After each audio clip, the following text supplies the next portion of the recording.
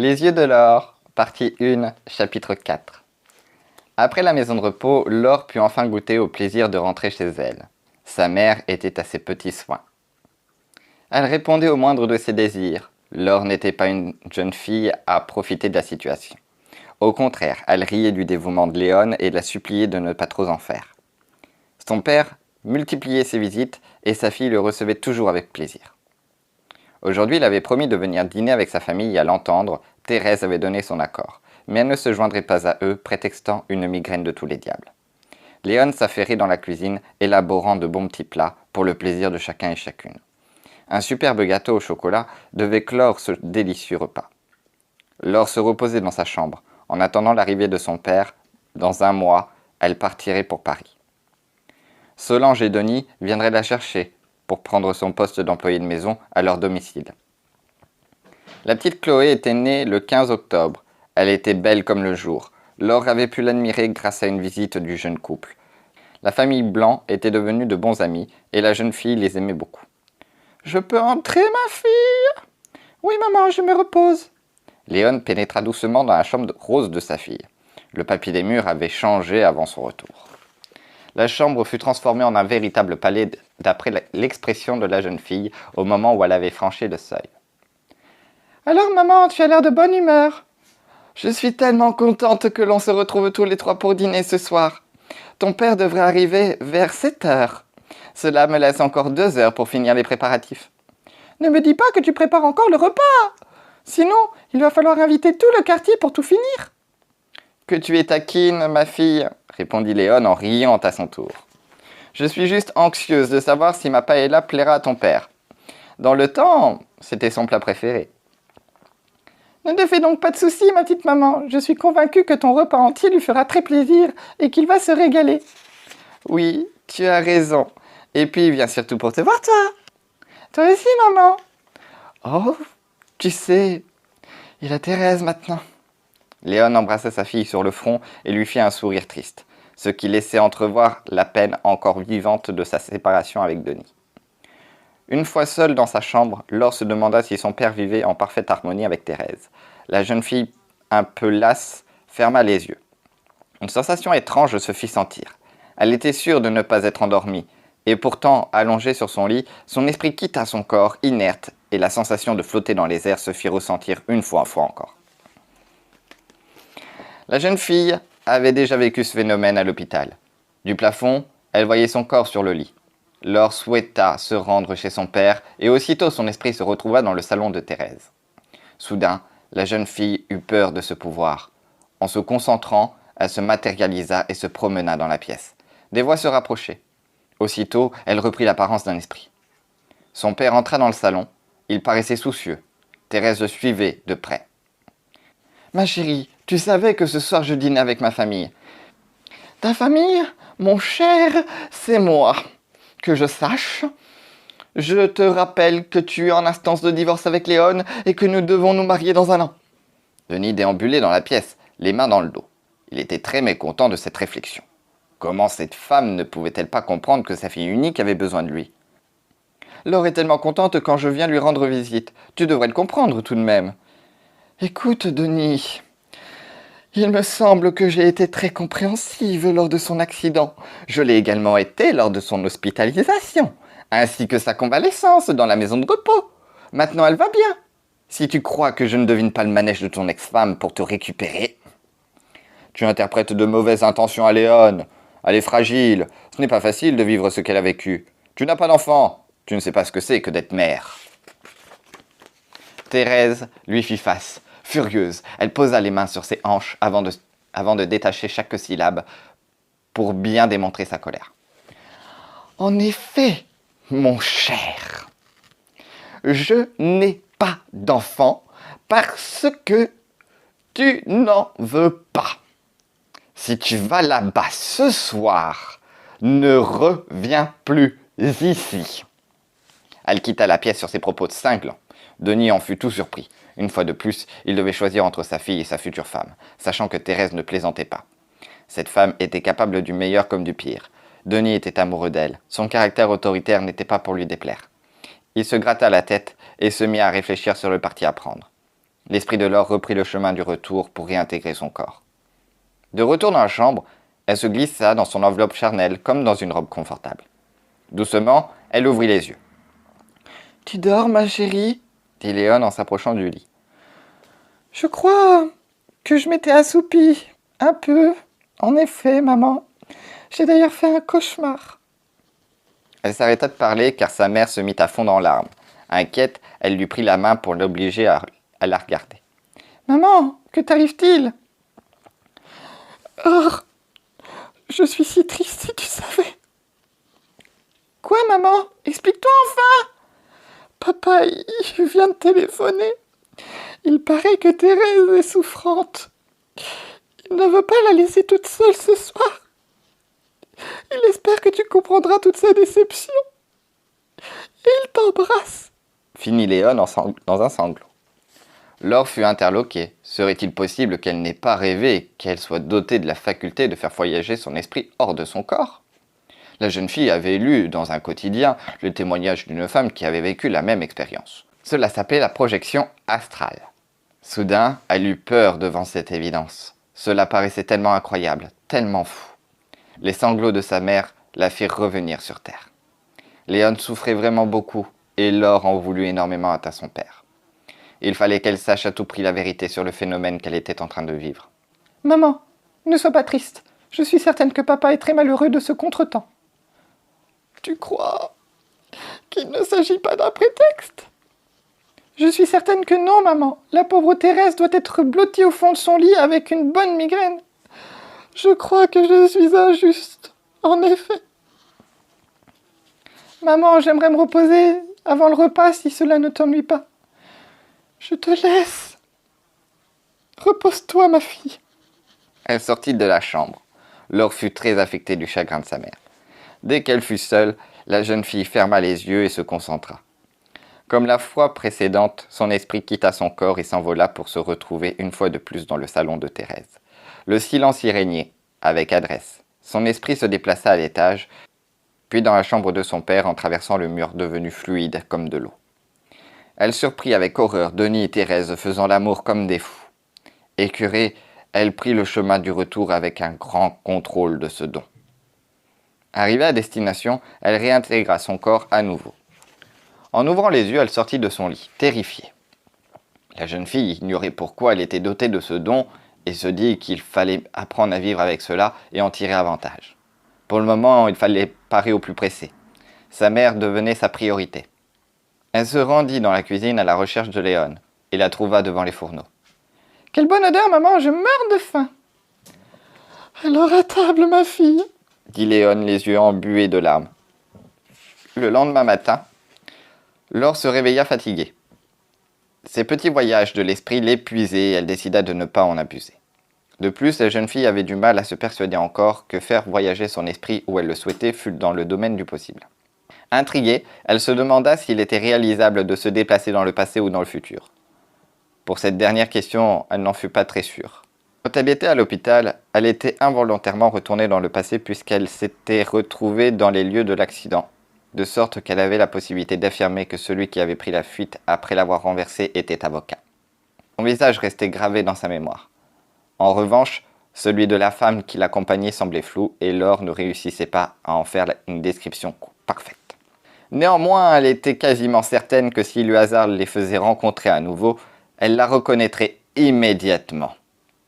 La faculté de faire voyager son esprit avait dû apparaître après le gros choc reçu à la tête lors de l'accident. La jeune fille fut encore choquée de la scène dont elle avait été témoin chez son père la veille au soir. Un bruit de pas interrompit le cours de ses pensées. Son père entra dans la chambre avec, dans les mains, un plateau chargé d'un délicieux petit déjeuner. Une rose était posée à côté de la tasse. Une théière fumante laissait échapper une bonne odeur de thé. 2 croissants encore tout chauds témoignaient du vif regret de Denis. Penaud, il embrassa maladroitement sa fille sur le front.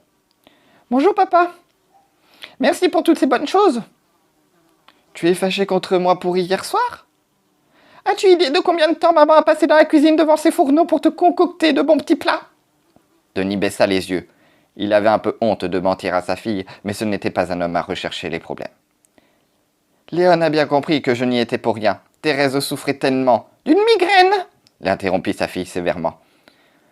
Oui, c'est cela. Sinon, tu penses bien que je... Laure leva la main pour lui imposer le silence. Ces mensonges la mettaient hors d'elle. Papa, je t'en prie, garde tes fausses excuses pour maman qui est naïve. Laure, je ne mens pas, Thérèse. Il ne put achever sa phrase, car Léon entra dans la chambre en souriant. Eh bien, vous deux, vous n'avez pas l'air de bonne humeur ce matin. Regarde Laure comme papa t'a gâté. Il a préparé tout seul ton petit déjeuner. Tu es génial dans l'art des surprises, mon petit papa, répondit-elle sur un ton acerbe. Une fois de plus, Denis baissa la tête. Il préféra battre en retraite et sortit de la chambre. Léon, après avoir déposé un baiser sur la joue de sa fille, le suivit dans le salon. Quand ils furent seuls, elle ferma la porte pour ne pas être entendue.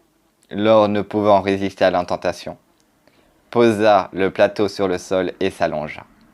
Elle ferma les yeux et se laissa aller à un bien-être. Maintenant, elle avait une très grande maîtrise de ce don.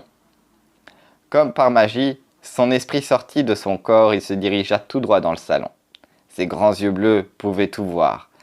Elle entendit sa mère s'excuser auprès de Denis pour la froideur de leur enfant. « Tu sais, notre fille est très sensible.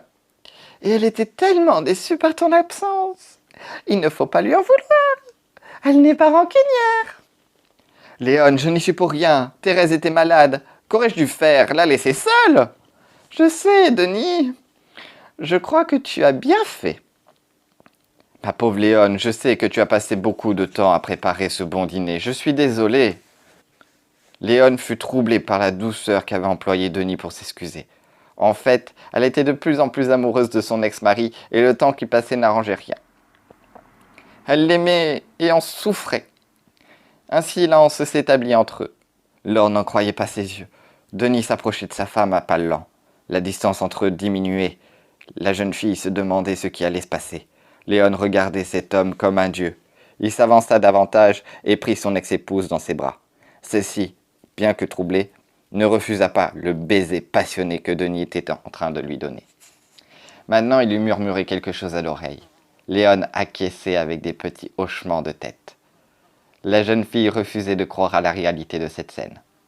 Elle ferma les yeux et son esprit retourna dans la chambre pour prendre possession de son corps. Elle se leva de son lit, enfila ses mules et sa robe de chambre, puis sortit doucement de la pièce, souhaitant vérifier si tout cela était bien réel. Quand elle arriva dans la cuisine, son père était sur le point de partir. Léon avait les joues rouges et gardait le regard rivé au sol. Laure les dévisageait à tour de rôle. « Tu pars déjà, papa ?»« Oui, il faut que je me dépêche. » Il embrassa sa fille avec délicatesse, puis se dirigea vers sa femme.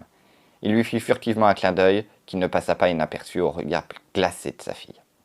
Une fois de plus, Léon se mit à rougir. Pourtant, Denis préféra garder ses distances, visiblement très gêné de ce qui s'était passé entre eux. Quand il fut parti, Laure s'approcha de sa mère. « Que se passe-t-il, maman? Aurais-je interrompu quelque chose ?»« Non, rien, » affirma Léon en détournant le regard. « Maman, je m'étais cachée, vous m'avez pas vu.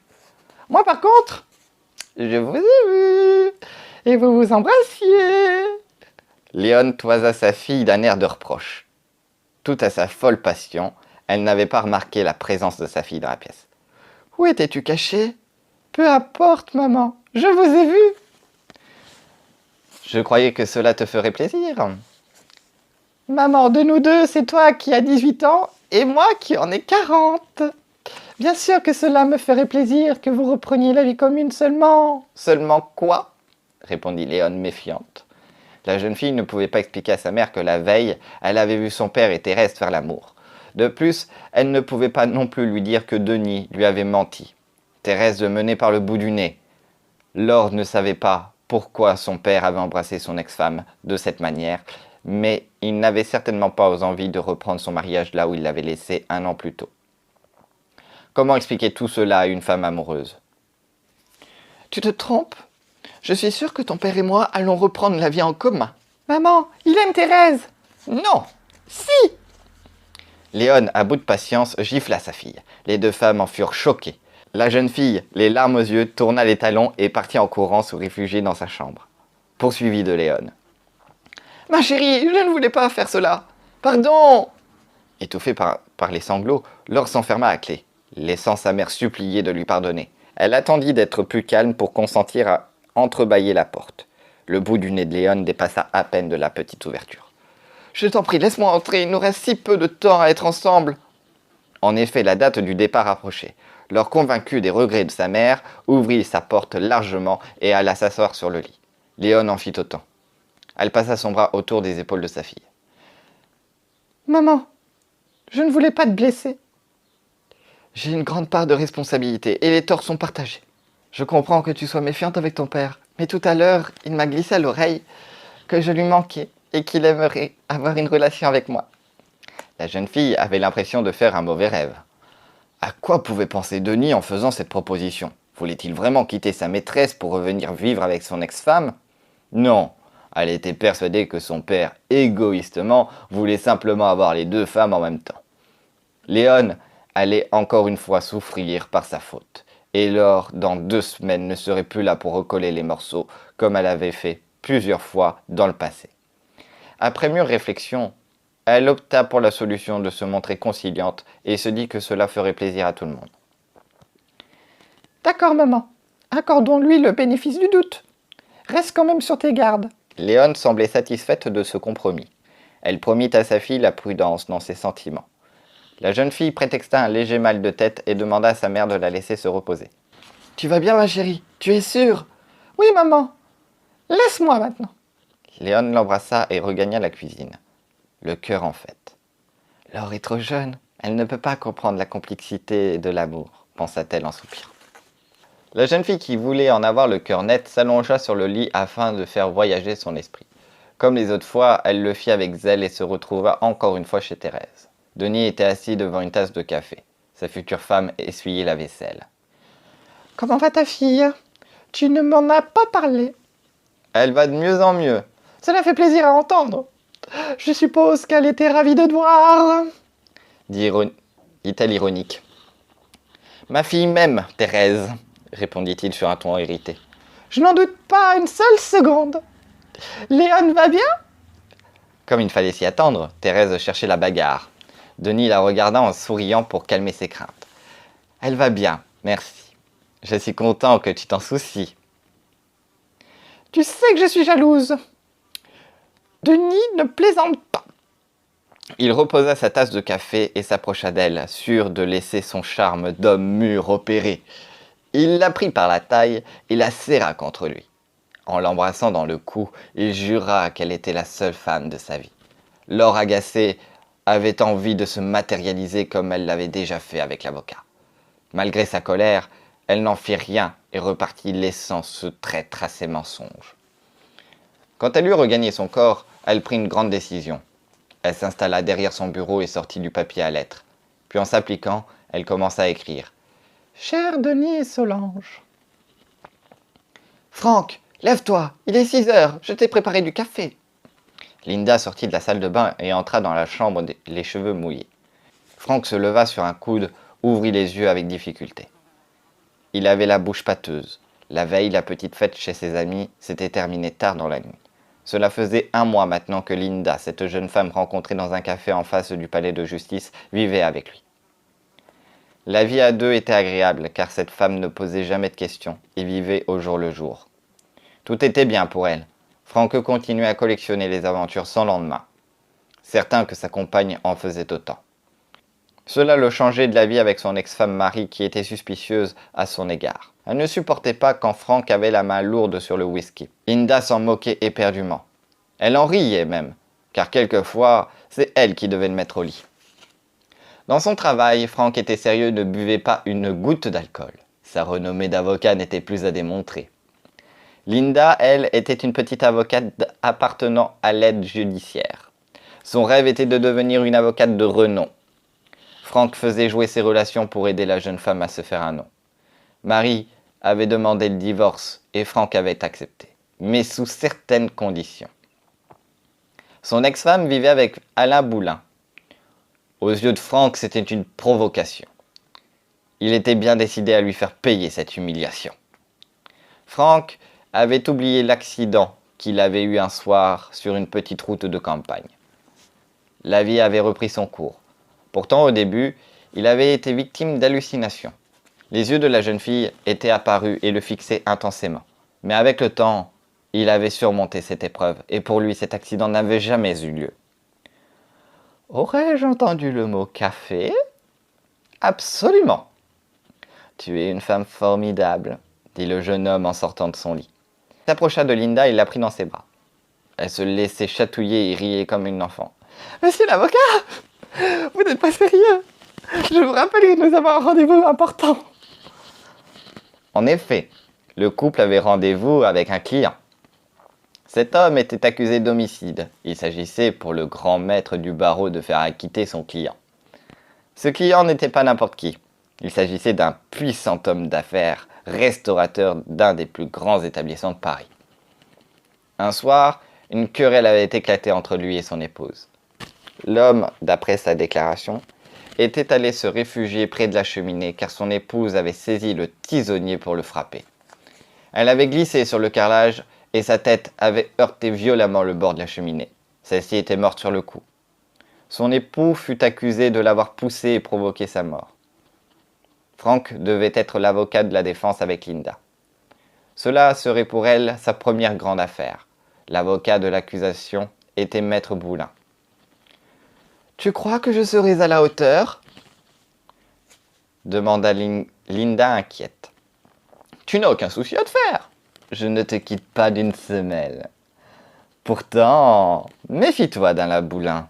C'est un excellent avocat, ne le sous-estime pas. » Une heure plus tard, le couple sortit de l'appartement.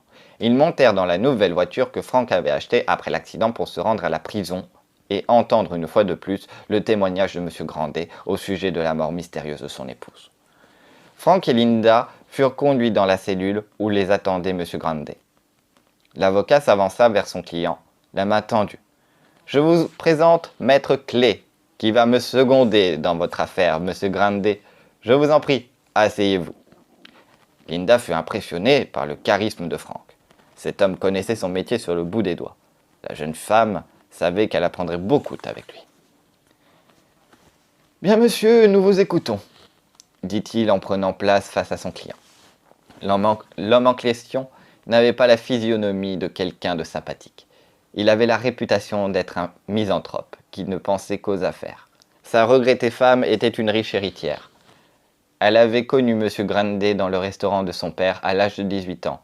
Lui, à cette époque, était âgé de 20 ans et travaillait comme commis. La jeune fille avait tout de suite été séduite par ce jeune homme, sûr de lui. Ils avaient fait l'amour un soir d'orage. Éléonore était tombée enceinte peu de temps après. Son père ne voulait pas de cet enfant et souhaitait la faire avorter. La jeune fille s'y était opposée. Elle était très amoureuse de Paul Grandet.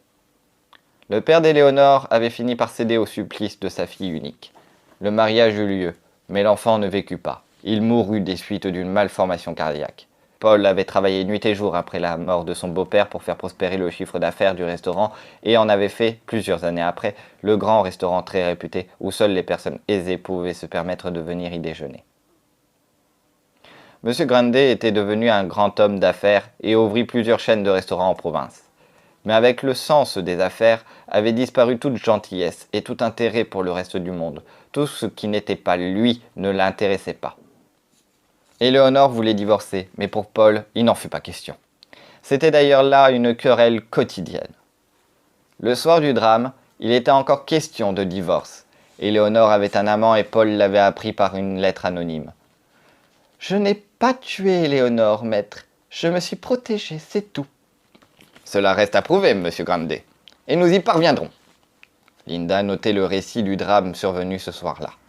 Après avoir quitté la cellule de l'accusé, Linda se posait beaucoup de questions. « Je n'aime pas cet homme, il est froid et égoïste. Cela se voit au premier coup d'œil. »« Tu sais, ma chérie, tu es avocate. Tu n'es pas là pour aimer ou ne pas aimer tes clients. Il te paie pour les défendre, alors qu'il soit sympathique ou non, tu dois le défendre. »« Je mettrai ma main à couper au feu qu'il a menti. » « Dis donc, Linda, tu devrais aller seconder Maître Boulin. Il est chargé d'accusation, tu pourrais l'aider. » Vexée, la jeune femme ne répondit pas. Elle n'était pas amoureuse de Franck. Ce qu'elle voulait, c'était devenir un maître du barreau comme lui. Elle le jugeait vanicieux, imbu de sa personne. Il buvait beaucoup et avait des tas de maîtresses. Elle ne ressentait aucun plaisir avec lui. Linda savait surtout qu'il l'amènerait à bien dans sa carrière. Cette fameuse rencontre inopinée dans le bar n'avait rien du hasard. Depuis plusieurs jours, elle avait suivi Maître Delage et savait tout ce qu'il fallait savoir sur lui. Sa réputation de séducteur n'étant plus à faire, elle entra en scène ce matin-là dans le petit café. Le poisson avait mordu très vite. Maintenant, Linda grimpait les échelons de la notoriété un par un. Elle serait patiente. Un jour, elle se trouverait face à face avec Frank dans le même tribunal. « Tu dors debout, Linda ?»« Non, je réfléchissais. » Il lui entoura les épaules d'un bras protecteur et se dirigea vers son véhicule. Très galamment, il lui ouvrit la portière.